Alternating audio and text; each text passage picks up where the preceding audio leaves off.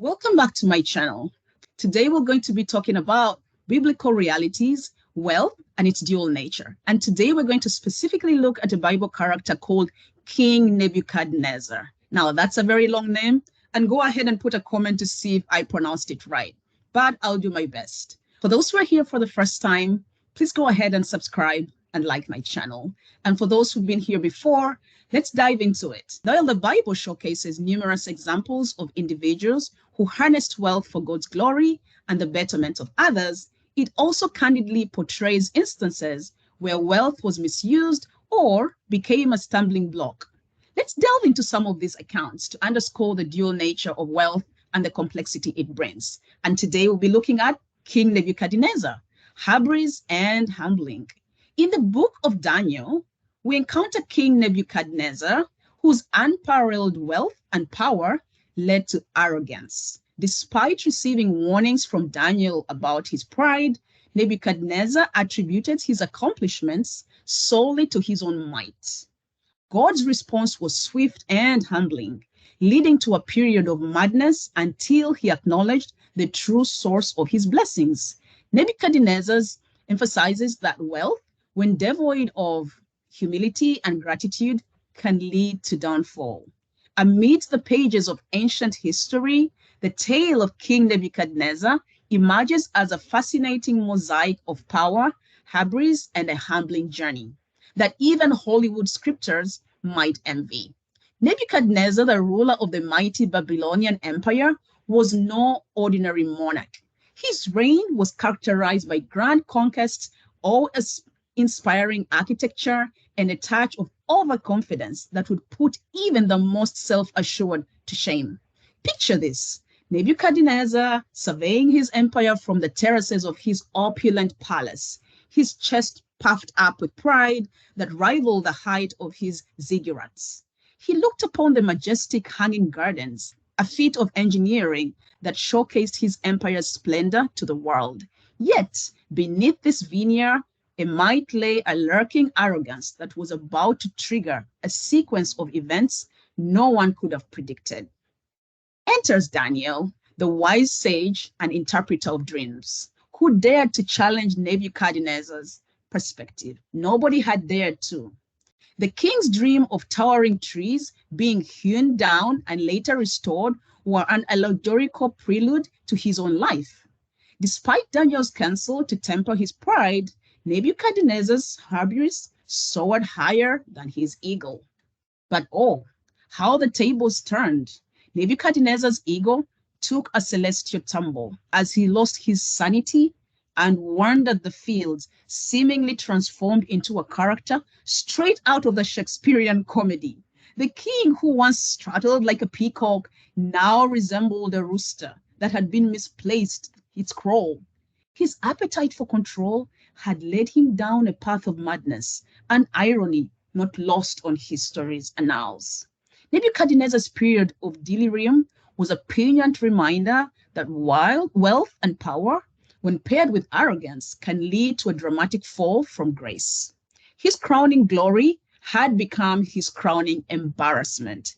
As the saying goes, pride comes before a fall, and in Nebuchadnezzar's case, it came before a bewildering, humbling, and decidedly unpredictable detour into the realm of irrationality. Imagine he was reduced to eating grass. Yes. Yet, amidst the humor that one might find in Nebuchadnezzar's tale, there lies a universal truth. The story offers a glimpse into the pitfalls of unchecked ego, the importance of humility, and the reality that even the most powerful are not immune to life's twists and turns. And if you're enjoying what I'm sharing today, please like and subscribe to my channel, and be sure to, make a comment about what you're enjoying, and more is coming up.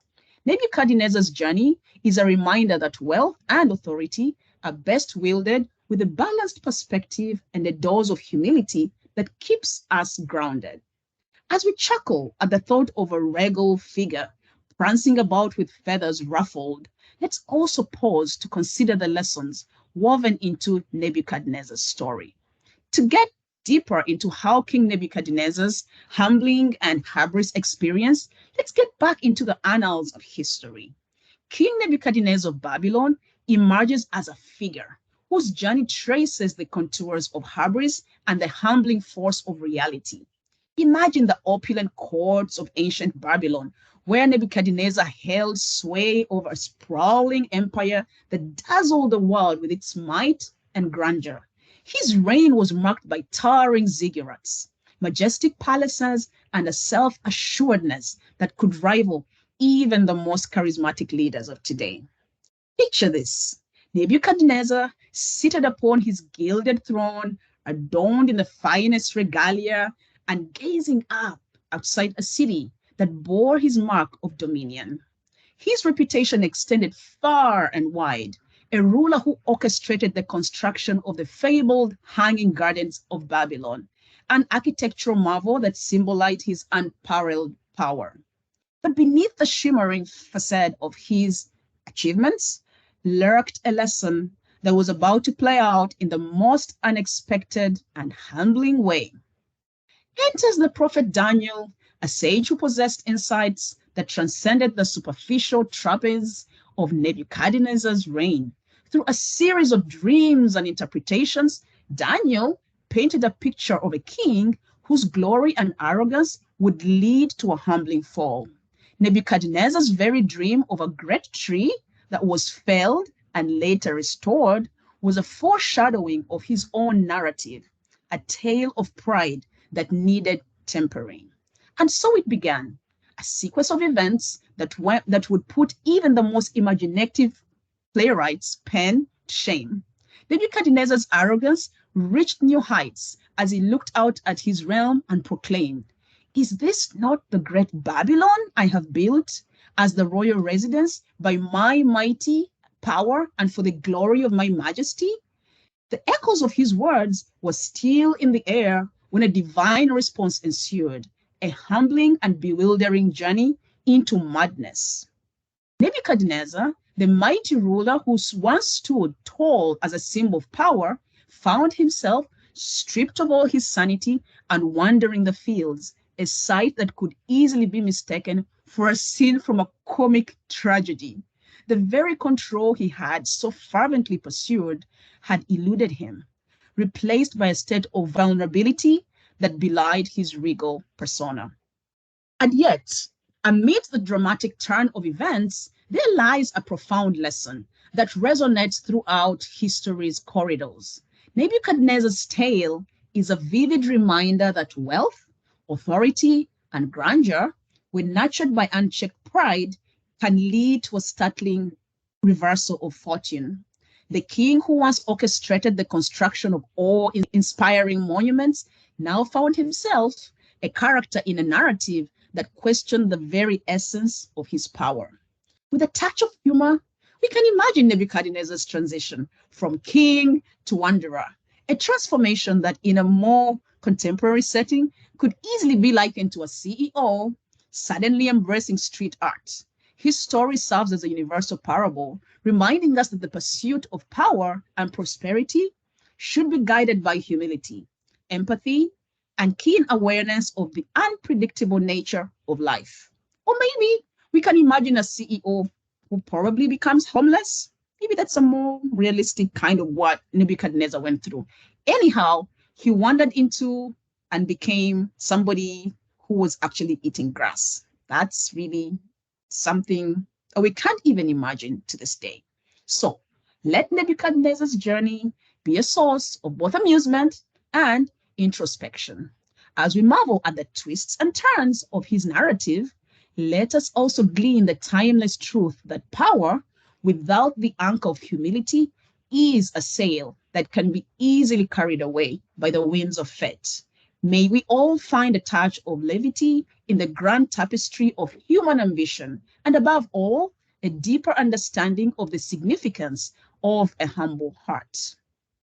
Now, as we look at the balanced perspective, navigating wealth's duality, what we have really learned today from the example of Nebuchadnezzar, it reminds us that wealth in and of itself is a neutral entity. It's moral, Value is shaped by how it's acquired, managed, and shared. And I've shared this before in my other videos, so go ahead and like and subscribe. They'll be down there in my description as well. The Bible teaches that true prosperity arises when wealth is aligned with humility, justice, generosity, and ethical conduct. It's a reminder that while wealth can amplify both good and ill, it's our responsibility to navigate its complexities with wisdom and discernment. And as we navigate the stories of biblical characters, we're confronted with the reality that wealth isn't a guaranteed sign of divine blessing, nor an indicator of a life aligned with God's principles. Instead, it's a resource that can be harnessed for positive impact or misused for personal gain. May these lessons inspire us to wield wealth responsibly, seeking to bless and uplift, while remaining humble and aligned with higher values. So please, go ahead and subscribe to this channel for more information, and I hope you like the story of King Nebuchadnezzar. It might be new to most of you, but be sure to look out for my other video, which will address some modern contemporaries as we continue to navigate wealth and its dual nature. And you can also view my other videos linked in the description. Thank you so much. God bless you.